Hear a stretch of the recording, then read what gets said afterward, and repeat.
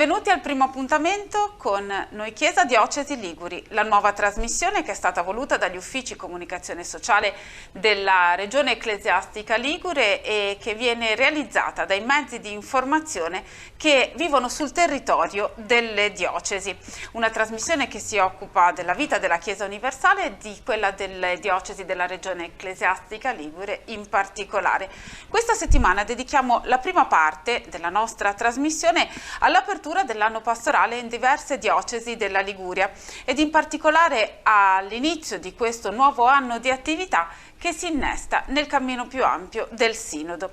E allora cominciamo da Genova, dove l'Arcivescovo Marco Tasca ha presieduto il Vespro in apertura dell'anno pastorale, una celebrazione che è stata anche l'occasione per consegnare un manifesto icona agli operatori pastorali che prestano il loro servizio o svolgono il loro ministero nelle varie comunità parrocchiali della diocesi. È stata l'occasione in questo modo per innestare il cammino del nuovo anno pastorale in quello più grande del Sinodo. Vediamo.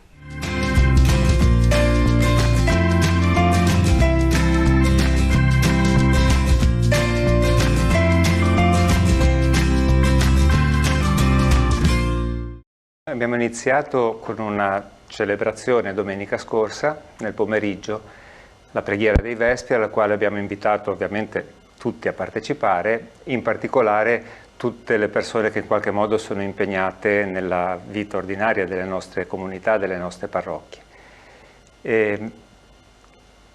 Abbiamo celebrato i Vespri. L'idea era quella che il cammino sinodale non è un'attività in più che si aggiunge alle tante iniziative e tanto meno vuole essere un'attività che soffoca la vita ordinaria, ma riscoprire proprio questo regalo che ci sta facendo questi tempi, che sta facendo lo spirito del cammino sinodale, come l'occasione per ripensare il nostro modo di vivere la Chiesa nella quotidianità. Allora quel pomeriggio abbiamo invitato, dicevo, poi i rappresentanti delle varie realtà associative, delle persone impegnate nei vari servizi pastorali, consegnando a ciascuno un mandato che non voleva essere tanto una delega quanto un segno per sentirci davvero corresponsabili dell'annuncio del Vangelo. Perché poi lo scopo del cammino sinodale, questa parola magica che usiamo adesso, alla fine poi è questo, no? Fare in modo che la Chiesa riscopra davvero il gusto di annunciare la gioia del Vangelo. E com'è andata la prima parte del Sinodo a Genova? Questo tempo dedicato all'ascolto, molto articolato immagino. Ma è stata un'esperienza che ci ha stupito in positivo, anche perché si è partiti, come penso tutti, no? Senza avere una mappa precisa, no? Dei passi che avremmo dovuto fare e quindi fidandoci un po' di questa proposta che ci è stata fatta. È partito tutto costituendo, intanto forse il primo passo è stato proprio nella scelta di Padre Marco, del nostro Vescovo, di vivere il suo servizio in modo sinodale, il fatto che abbia costituito questo consiglio dei vicari episcopali a tempo pieno con lui, col quale davvero si confronta, dove davvero insieme si cerca di capire cosa il Signore chiede alla nostra Chiesa. Poi abbiamo coinvolto i sacerdoti, abbiamo costituito un'equipe formata da laici, da religiosi, da sacerdoti, abbiamo visitato i vari vicariati, le varie parrocchie e da tutto questo lavoro sono venuti fuori quasi 10.000 persone coinvolte nei vari gruppi di ascolto che sono nati, che sono poche se vuoi, confronto agli abitanti o anche semplicemente ai praticanti di Genova, ma che sono tantissimi perché è un lavoro che ha coinvolto anche tante persone non insoliti, tante persone diciamo nuove. Da questi gruppi di ascolto che abbiamo fatto lo scorso anno, soprattutto a livello parrocchiale, forse un punto un po' debole nostro è stato che non siamo riusciti più di tanto a coinvolgere ambienti un po' esterni al nostro giro, non del tutto, ma la maggior parte degli ascolti sono stati fatti nelle associazioni, nei gruppi parrocchiali. E dicevo, da questi ascolti è venuto fuori poi la sintesi che abbiamo trasmesso alla CEI ed è stato bello poi scoprire che quando c'è stata restituita la sintesi nazionale abbiamo davvero ritrovato quasi perfettamente quelli che erano i punti che avevamo evidenziato noi l'anno scorso. Segno che davvero o la Chiesa è sinodale o non è, come diceva Papa Francesco, no? Quindi vuol dire che siamo immersi in un unico grande cammino, le chiese locali fanno parte di un abbraccio più grande.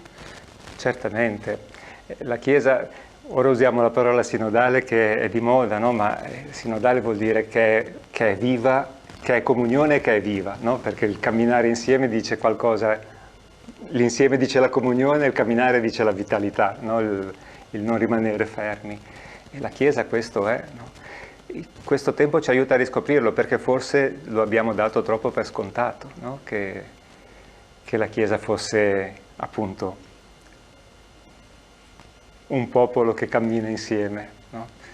Soprattutto nelle nostre realtà, nei nostri ambienti, la tradizione, che è una ricchezza grossa, tante volte si è ridotta al si è sempre fatto così, no?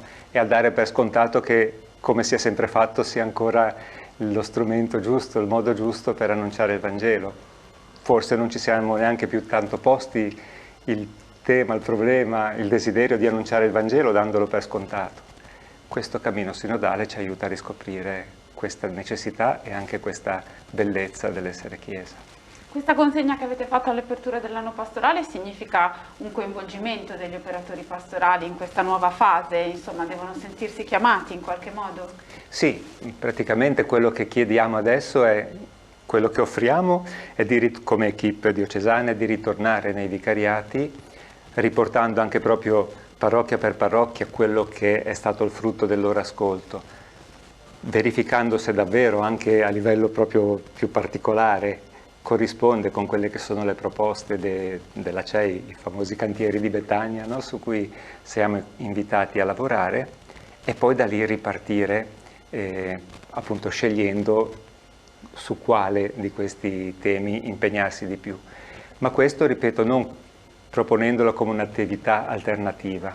L'abbiamo voluto fare tutti insieme proprio per dire tu che fai catechismo, tu che segui gli adulti, tu che ti occupi dei giovani, tu che vai a curare i malati, tu che vivi nella scuola, tu che vivi nel mondo del lavoro, in questi ambiti qua puoi mettere su un cantiere che parli, i tre cantieri, no? La strada, la casa, Ecco, il servizio. La interrompo solo perché ci aiuti a capire cosa sono i cantieri di Betania, perché può essere una parola vuota se qualcuno accendesse la televisione adesso e non sapesse di cosa stiamo parlando. Certo. Cosa sono i cantieri di Betania? I cantieri di Betania sono un'immagine bella che i vescovi hanno colto dal racconto di Luca, di Marta e di Maria. Gesù che è in cammino attraverso i villaggi, si ferma in casa di questi amici, e in questa casa c'è la scena che è forse più familiare, no? Di Marta e di Maria, Marta che ascolta Gesù, Maria che è tutta presa da mille servizi, e poi la scena, vabbè, adesso ci sarebbe forse troppo lungo raccontarla, no? Ma la scena è bella perché Marta che si innervosisce e dice a Gesù di dire a Maria guarda che non mi sta aiutando, no? E che è una scena delle nostre comunità, no? Tante volte. A partire da questo sfondo i nostri vescovi hanno detto come Gesù è in cammino per strade e villaggi, anche noi come Chiesa vogliamo non fermarci, vogliamo fare in modo che tutti possano in qualche modo incontrare il Signore, perché a tutti il Signore ci manda. E allora il primo cantiere è proprio questo del coinvolgimento, no? dei vari mondi della vita concreta, della vita quotidiana. Il tema della casa, appunto Gesù che è accolto in questa famiglia, ci fa guardare un po' più all'interno delle comunità cristiane, invitando a pensarle, evitando i due estremi, no? Che sia il nido chiuso dove siamo tutti bravi, stiamo bene tra di noi, ma che sia invece una casa, certo, accogliente, ma con porte e finestre grandi e aperte, no? Dove si possa entrare e da cui si possa uscire. E questo è il cantiere in cui poi si è aiutati a riscoprire anche un po' tutta la dimensione della partecipazione all'interno della comunità, i consigli pastorali parrocchiali, i consigli pastorali diocesani e vicariali, tutte queste strutture che, se sono strutture che stanno in piedi perché si devono stare in piedi, sono un peso e basta. Se sono un servizio per la comunione, allora sono una ricchezza. E poi il terzo cantiere quello della diaconia, usa parole un po' più difficili, e della formazione, dove l'invito è proprio quello a riscoprire la ministerialità, i servizi, no? Il fatto che in quanto battezzati tutti abbiamo ricevuto un dono da mettere a servizio della comunità e del mondo, perché la Chiesa è per il mondo, non è per se stessa. Questo proprio come sintesi estrema. Quindi il cammino della Chiesa genovese quest'anno sarà proprio concentrato, non in aggiunta come lei diceva, ma in quelle che sono poi le circostanze della vita, sul lavorare su questi aspetti, Don Gianni. Sì, l'idea è quella. Con precisione non so risponderti, perché come lo scorso anno, anche quest'anno partiamo un po' sulla fiducia, no? Fidandoci che davvero la strada si fa facendola, no? Si scopre facendola.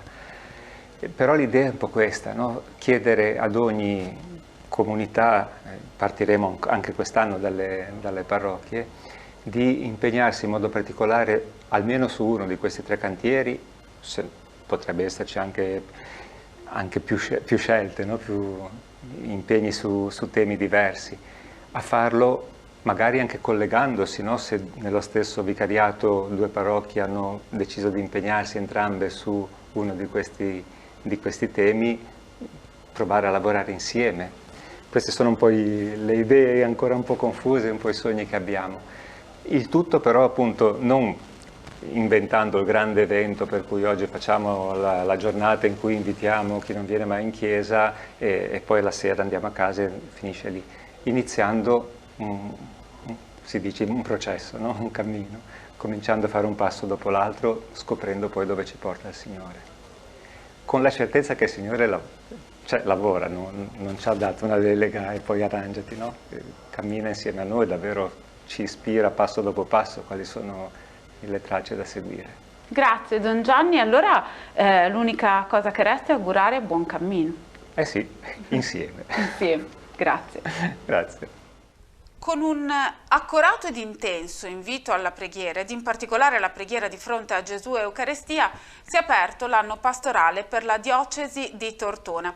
L'invito è stato pronunciato dal Vescovo Monsignor Guido Marini nella celebrazione presieduta nella cattedrale di Santa Maria Assunta e San Lorenzo.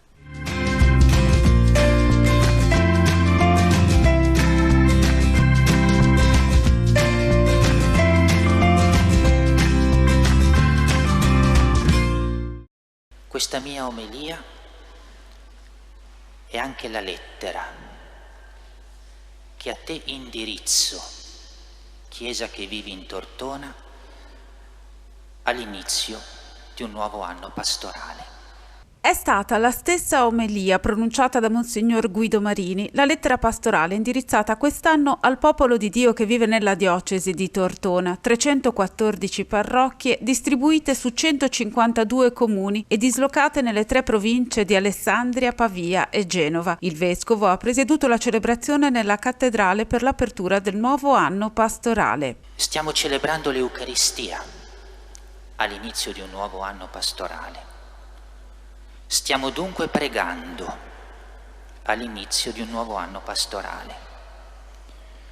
E ciò che in tal modo ci è dato di vivere in questo momento costituisce il dato essenziale, fondamentale, necessario e più importante, sia per la nostra vita personale, sia per la nostra esistenza comunitaria.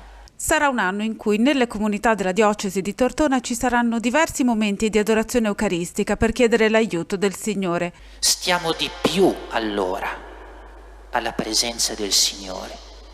Stiamo di più davanti a Lui, in ascolto e in adorazione. Stiamo di più in preghiera,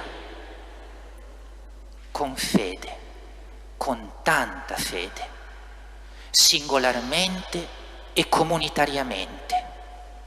Si allarghino come a macchia d'olio, si moltiplichino nella nostra diocesi gli spazi, i luoghi, i tempi in cui poter stare alla presenza del Signore, soprattutto nell'Eucaristia.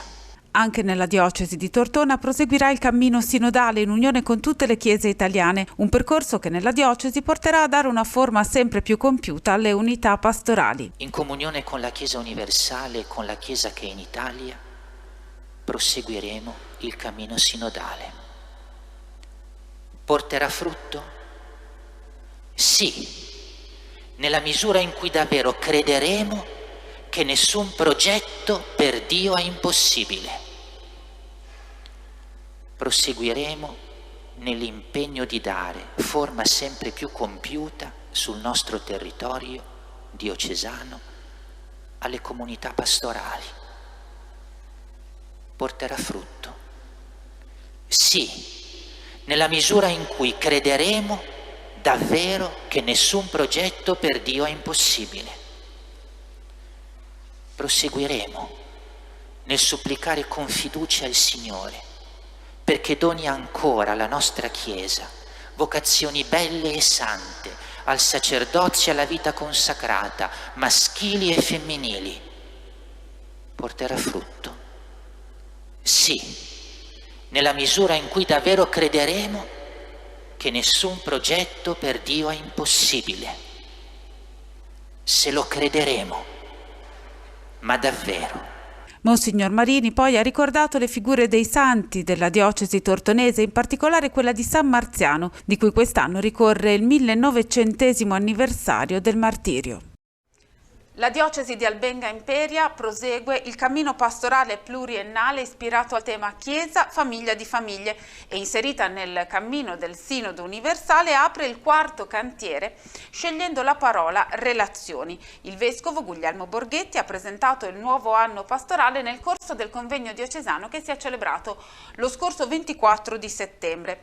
Sul sito internet diocesano è stato pubblicato il documento che sintetizza i passi del percorso pastorale di quest'anno e presenta il calendario diocesano con tutti i vari appuntamenti che già sono stati fissati. A Savona invece è prevista per sabato 22 ottobre la veglia diocesana di inizio anno pastorale presieduta dal Vescovo Marino. La veglia, che è legata al cammino del Sinodo diocesano, sarà anche l'occasione per presentare alcune proposte come la Scuola della Parola, che a partire dall'anno pastorale 2022-2023 avrà alcuni aspetti di novità ancora in fase di definizione. Il tema scelto dal Vescovo sarà "Cercava di vedere chi era Gesù, figure della ricerca".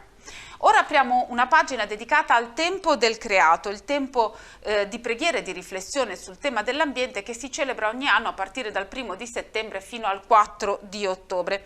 Alla Spezia, cristiani e islamici hanno proposto un momento di riflessione comune, un momento di sosta in ascolto di Don Francesco Vannini, che è professore di Sacra Scrittura allo Studio Teologico di Pisa, e di Yassin Lafram, presidente nazionale dell'Unione delle Comunità Islamiche in Italia.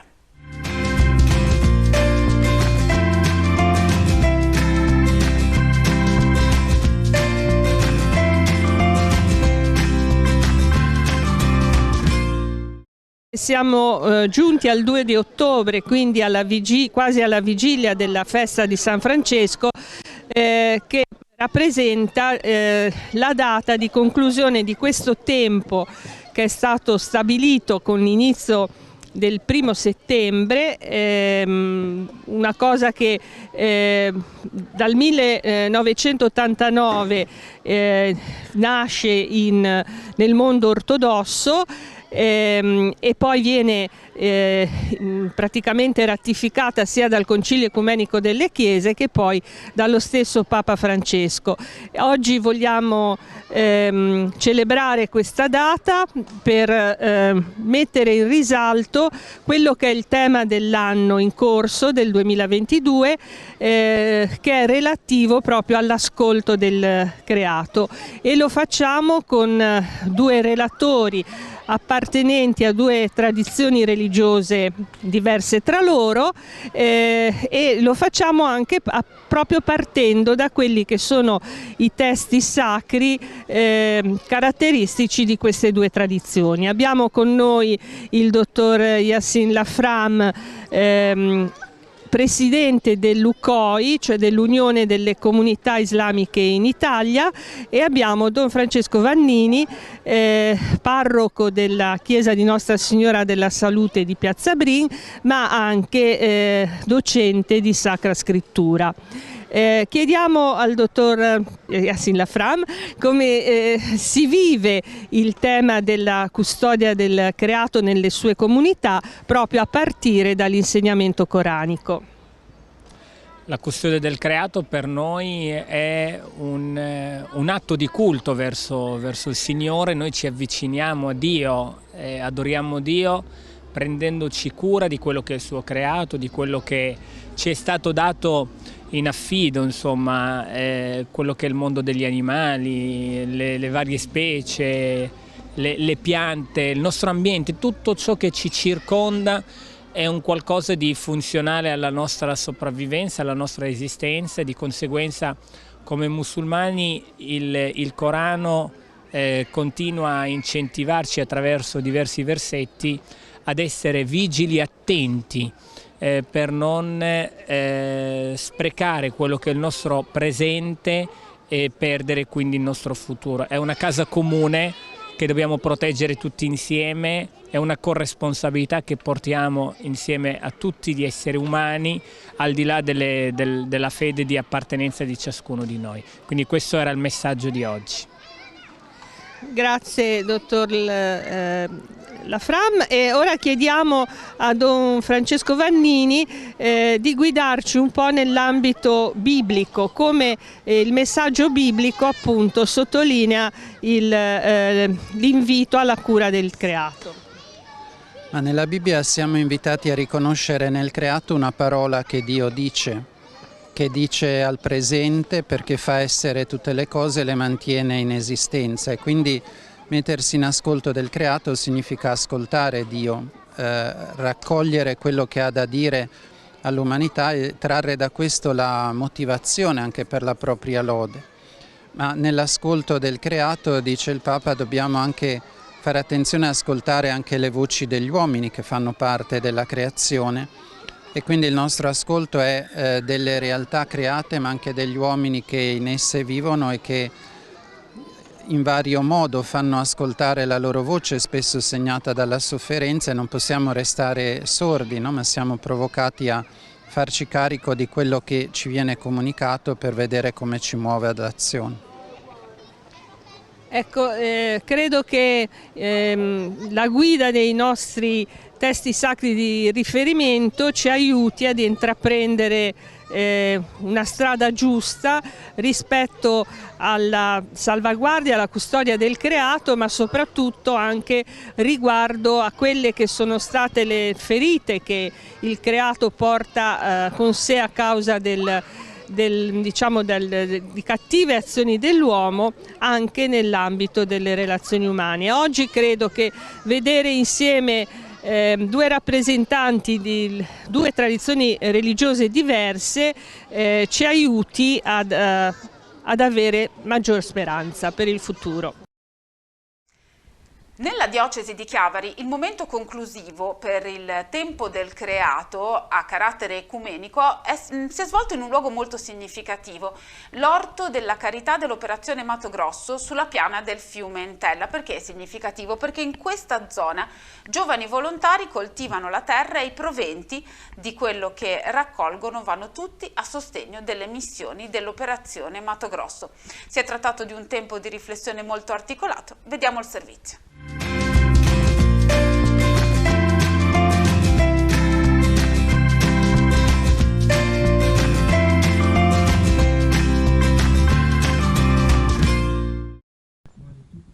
In silenzio ascoltiamo la voce del creato.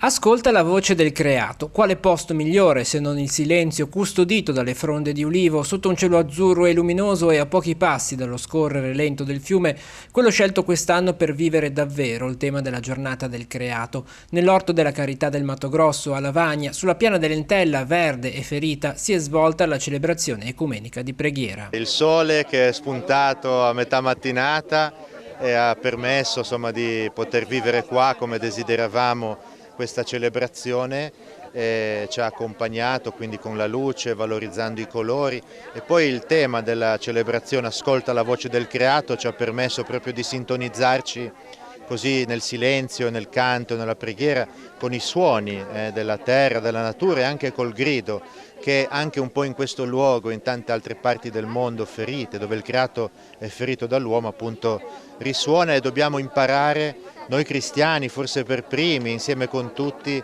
ad ascoltare di più. Siamo riuniti oggi qua fuori, direi per la prima cosa, non lo so io di quando sono qua, è prima volta quando siamo riuniti qua fuori in natura, vicino al fiume Lentela, acqua, c'è sole qua, si sente il vento. Siamo goduti tutti questi doni che Dio ci offre ogni giorno, e bisogna anche impararci a gestire bene questi doni. Questa è la cosa più importante, che dobbiamo pregare e imparare a gestire bene questi doni. È difficile ascoltare, soprattutto se intorno c'è tanto rumore, e oggi nel mondo c'è tanto rumore. È un rumore anche qua, anche in tutto il mondo, sì, ma ogni tanto bisogna staccarci da questi rumori, a pensarci un pochettino che Dio, così come siamo noi, ogni tanto non ben intesi, come posso dire, Dio ci offre ogni giorno questi doni, che non smette mai di offrirci questi doni.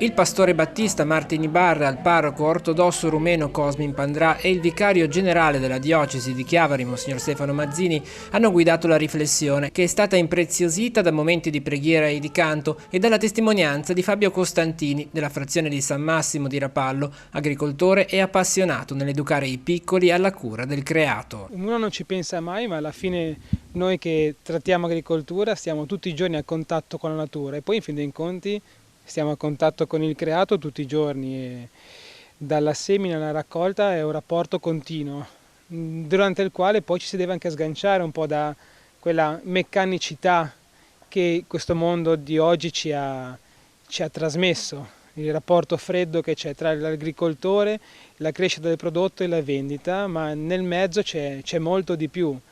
Quindi riuscire a entrare in un'ottica diversa poi ti appaga di più, oltre che spiritualmente, anche in quanto un benessere, diciamo, mentale della persona. Ecco, come è avvenuto questo passaggio per quanto ti riguarda?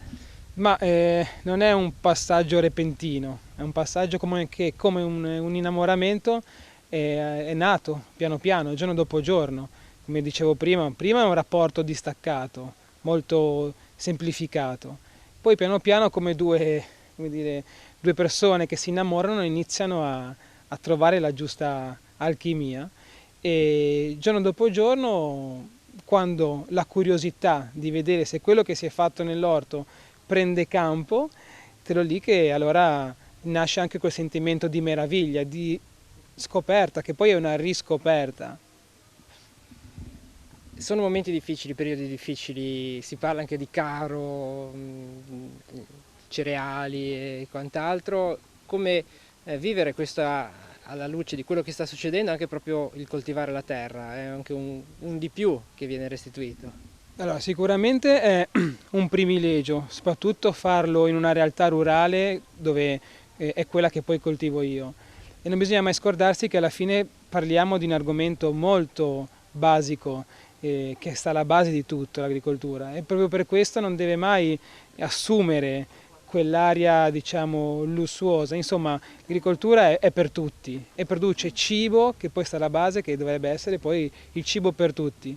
Quindi riuscire anche a rapportarsi in un contatto diretto con chi acquista i prodotti, famiglie, magari anche famiglie numerose, cercare sempre di capire anche questo, che noi produciamo cibo per famiglie e non possiamo diventare anche noi degli speculatori su questo, o perlomeno dobbiamo sempre tenerlo presente il più possibile. Dobbiamo metterci all'ascolto, questo è il tema di quest'anno, ascoltare il grido del creato, e dobbiamo imparare il linguaggio, perché purtroppo noi abbiamo dimenticato il linguaggio del creato e dunque dobbiamo imparare questo grido per mettere in atto un modo di consumare, un modo di produrre, un modo di vivere la nostra vita che non attenti all'integrità del creato ma lo sostenga e lo custodisca.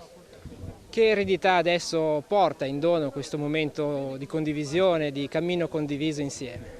È un momento importante di riflessione per le chiese, è un momento pedagogico, è un momento per imparare, dunque ci siamo fermati per imparare e per mettere al centro anche della nostra attività pastorale, della nostra attività come chiese, il tema del creato, della creazione, della sua custodia e della sua salvaguardia. Il cammino ecumenico come prosegue adesso? Quali prossimi appuntamenti?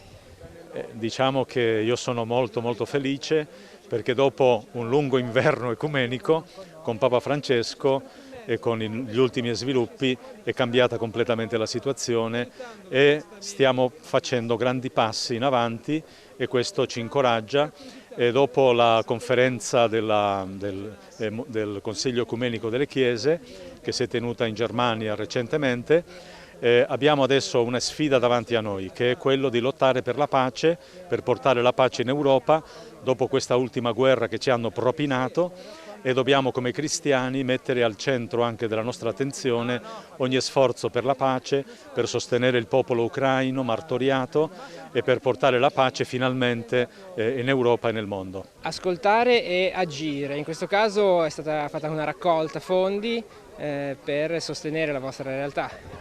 Ma sì, allora, mi chiedevano appunto, Gian Emanuele mi chiedeva per cosa donare questi soldi e un po' ci ho pensato, ecco, si potevano anche decidere di donarli direttamente alle missioni a cui siamo legati e affezionati, però mi sembrava bello provare a partire un po' più, forse a me sembra dalla base, dicendo quello che doniamo oggi lo usiamo per aiutare a coltivare questi terreni e poi sappiamo che i prodotti, il ricavato, le offerte dei prodotti andrà in missione, però sicuramente poter dire partecipiamo aiutando i ragazzi un po' anche nelle spese che ci sono, no? Naturalmente per un terreno che è coltivato ci sono attrezzi, trattore, ci sono varie cose, no? Per cui le spese ci sono e dire preoccupiamoci insieme di partire da questa base per aiutare i ragazzi a lavorare qui e poi ricavare qualcosa per mandare in missione. Mi sembra sia un moltiplicare un po', ecco.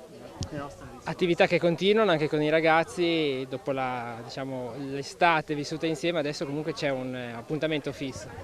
Sì, sicuramente per i più grandi, dell'età delle superiori universitari c'è sempre un appuntamento in cui lavorare per i poveri, mentre per i bambini, i ragazzi delle elementari e medie inizieremo presto l'oratorio in questo terreno. Che la morte è vinta per sempre, che ci hai ridonato la vita.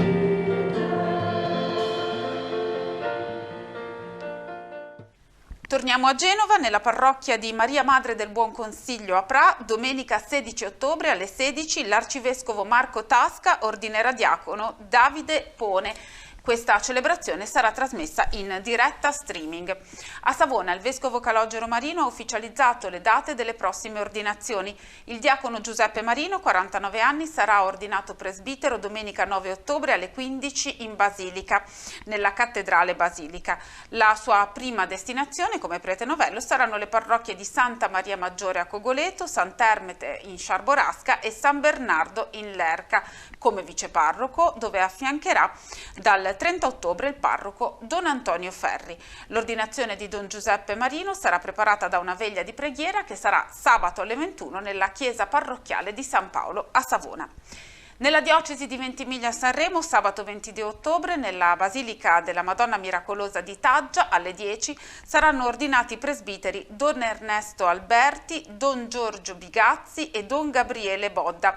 Andrea Centurioni sarà invece ordinato diacono. Nella stessa chiesa, la sera precedente, venerdì 21 ottobre alle 20:45, si svolgerà la veglia missionaria diocesana.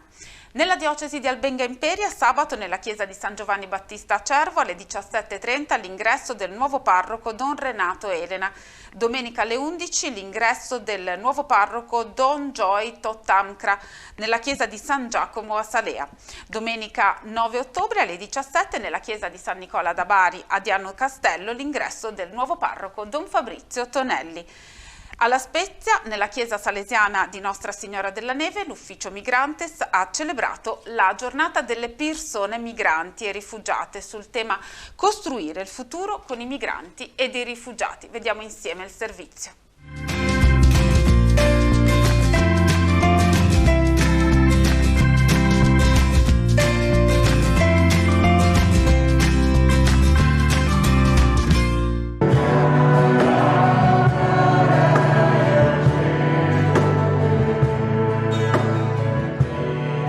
Celebrata domenica presso la chiesa parrocchiale di Nostra Signora della Neve la giornata mondiale dei Migrantes.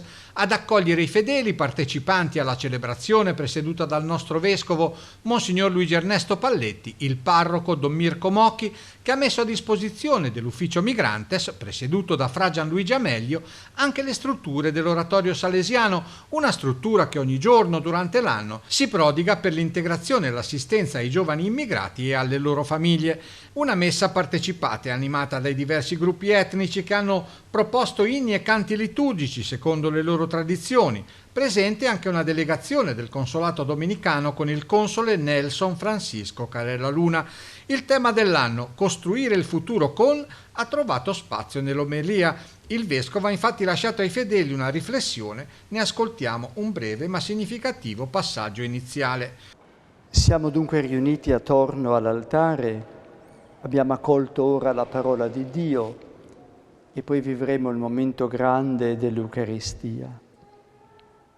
E lo siamo in questa giornata che in modo particolare vuole essere dedicata proprio al migrante.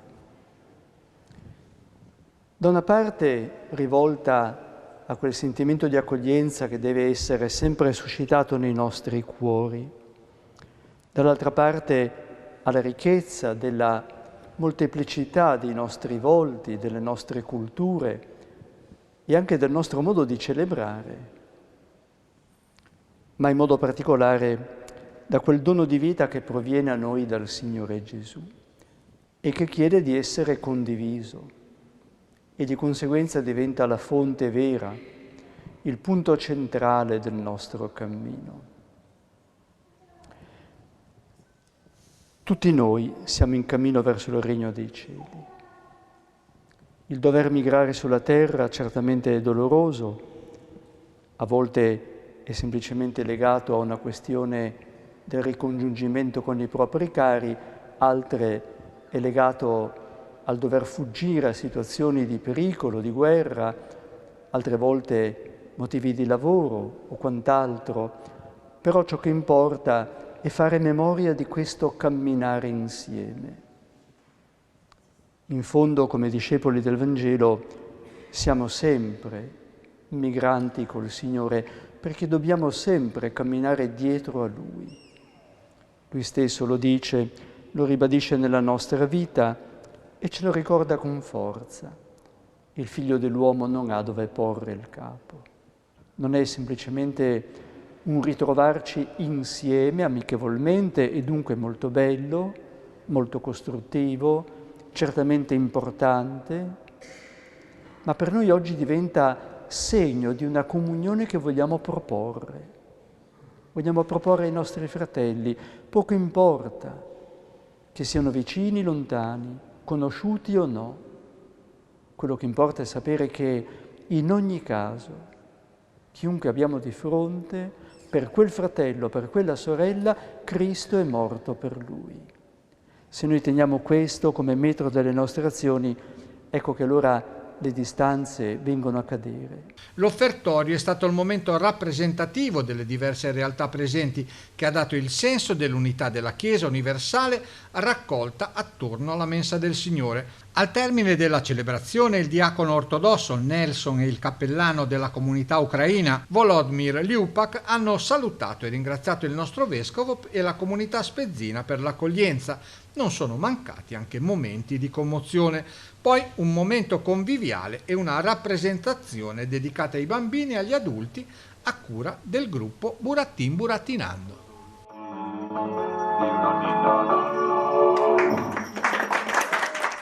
A Genova, Giuseppina De Simone, docente ordinaria di filosofia alla Pontificia Facoltà Teologica dell'Italia Meridionale, terrà la prolusione all'anno accademico 2022-2023 per l'Istituto Superiore di Scienze Religiose della Liguria e per la sezione del Seminario di Genova della Facoltà Teologica dell'Italia Settentrionale. Martedì 11 ottobre alle 15 alla Sala Quadrivium. Alle 17 si terrà la Santa Messa presieduta dall'Arcivescovo Marco Tasca. L'evento sarà trasmesso in diretta streaming. Vediamo il contributo.